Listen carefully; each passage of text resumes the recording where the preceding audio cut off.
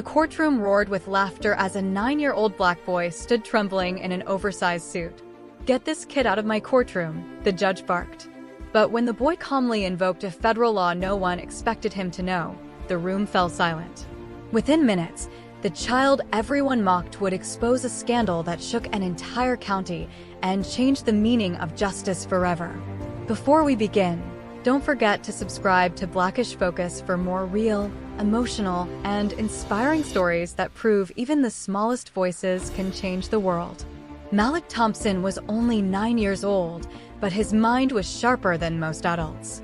He and his mother, Sarah, lived in the crumbling Riverside apartments, a place where broken heaters, leaking pipes, and black mold weren't accidents. They were neglect made profitable by a ruthless landlord, Preston Blackwell. Malik's world was small, a one-bedroom apartment, a single lamp flickering in the corner, and towers of books stacked high. But inside those pages, he found power. He taught himself to read before kindergarten, studied law books from the dumpster behind the local courthouse, and memorized every legal term he could find. While other kids collected toys, Malik collected justice. His mother worked 3 jobs, her body worn from exhaustion. Yet every night, she came home to find her boy buried in papers, studying rules and cases far beyond his years. "Mama," he'd say, "if people understood the law, no one could steal from them." Sarah would smile sadly. "Baby, the world doesn't always care about what's right." But Malik did. More than anyone. One bitter winter morning, a man pounded on their door and handed Sarah an eviction notice. She unfolded it with shaking hands.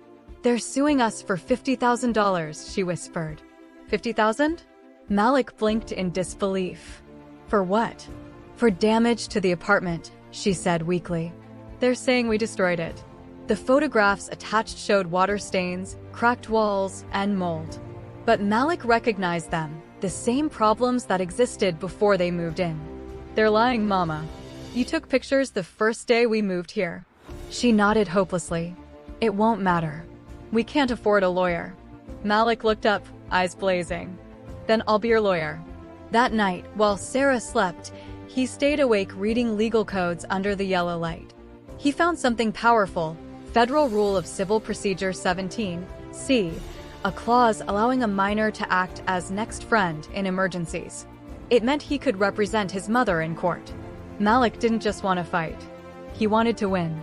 2 days later, he walked into the county clerk's office in a wrinkled suit that hung off his small frame. The clerk, Mrs. Patterson, looked over her glasses. "Sweetheart, are you lost?" "No, ma'am," Malik said firmly. "I'm here to file a motion for next friend representation in Thompson versus Blackwell properties." The room went silent. The clerk stammered. "You're filing a legal motion?" "Yes, ma'am. Under federal emergency procedure." The entire office watched as she nervously stamped the papers. Against every expectation, the filing was accepted. The boy's first case was officially on the court's docket. Malik's research uncovered a web of corruption. Judge Harold Crenshaw, the man assigned to their case, had never ruled in favor of tenants. Not once. He belonged to the same country club as Blackwell, whose membership dues, Malik discovered, were paid by the Landlords Association. Every ruling, every eviction, every ruined family, all of it had been part of a business model. And the next victim was his mother. But this time, they had picked the wrong family. On the day of the trial, news crews filled the courthouse. The gallery buzzed with curiosity. A child defending his mother?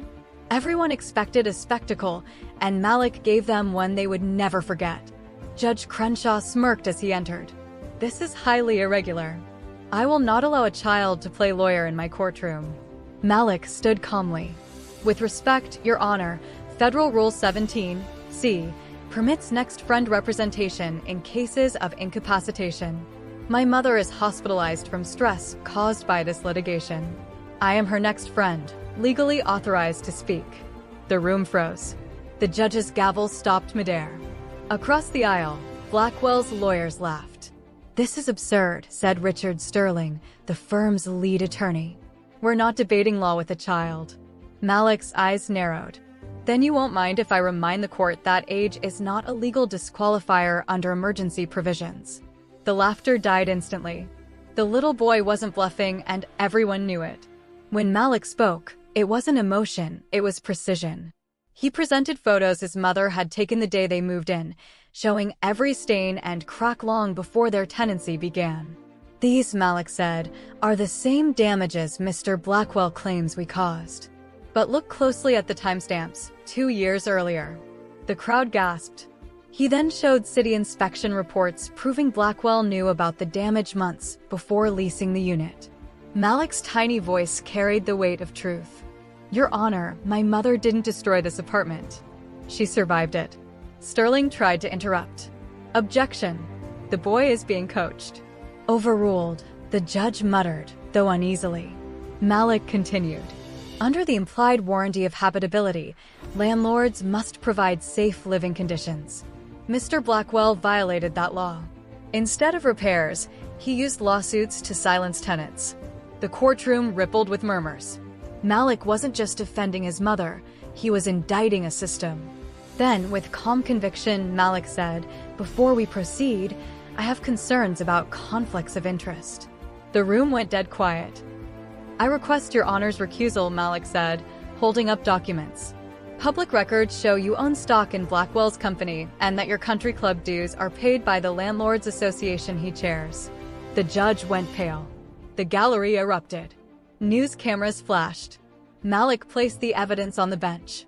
You've ruled against tenants 98% of the time, Your Honor. That's not justice, that's partnership. It was over. Within an hour, a new judge, Patricia Williams, known for her integrity, took the bench. Under Judge Williams, the truth came out. Malik presented inspection reports, fraudulent insurance claims, and records proving Blackwell had been running a countywide scam, suing tenants for pre-existing damage, collecting settlements, and pocketing insurance money. Mr. Blackwell, Malik said, you claim my mother caused $50,000 in damage. Why do these same damages appear in your own inspection report dated 3 months before she moved in? Blackwell stuttered. That's not relevant. Under oath, sir, are those your reports? Yes, he admitted quietly.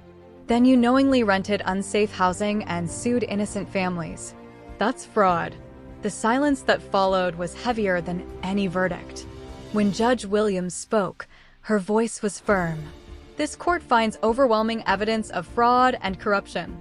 The court rules in favor of Sarah Thompson on all counts. The gallery exploded in applause. Judge Williams wasn't finished.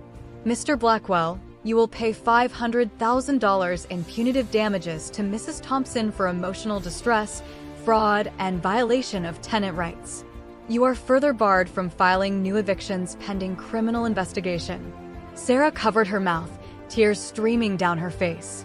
We won, baby, she whispered. But Malik shook his head softly. No, Mama. We all won. The verdict ignited a revolution. Families came forward with their stories. Tenants across the county filed lawsuits. News stations hailed Malik as the boy who beat the system. Within months, Blackwell's empire collapsed.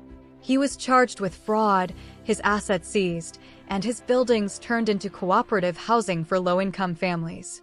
Judge Crenshaw was forced into retirement and later indicted for corruption. Sarah used part of the settlement to open the Thompson Family Legal Center, offering free advocacy to struggling families. And Malik? He received scholarship offers from the best universities in America. At just 14, he entered Harvard Law. Years later, Malik stood in the same courthouse, older, taller, but with the same fire in his eyes. People ask how it felt to win, he told a group of students. But winning wasn't the point. Justice was. He paused. Every time someone stands up to corruption, every time someone refuses to be silent, justice wins again. His story wasn't about a courtroom victory. It was about a child's courage and a mother's faith, proving that truth, no matter how small the voice, will always echo louder than lies. What would you have done if you were in Malik's shoes? Would you have fought back or given up? Share your thoughts below. Like this video if his courage inspired you. Subscribe to Blackish Focus for more powerful and emotional stories that remind us Justice has no age and truth never loses.